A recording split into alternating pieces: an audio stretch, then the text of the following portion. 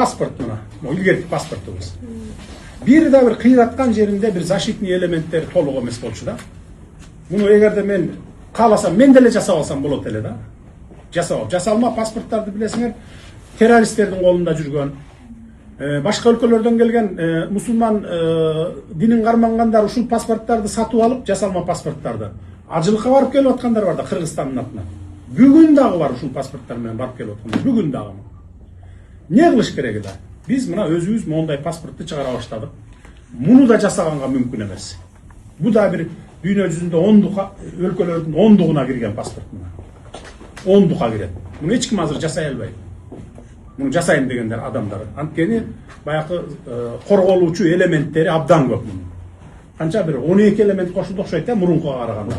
18 элемент кошулду мына. Коштук мына.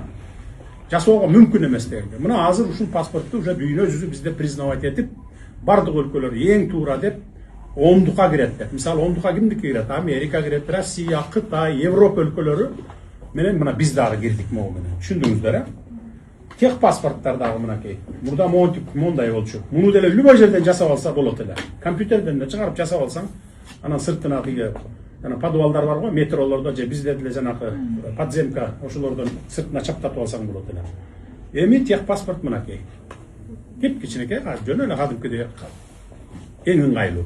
Муну да жасоого мүмкүн эмес. Анткени мунун дагы ичинде өзүнүн корголуучу элементтери абдан чоң камтылган.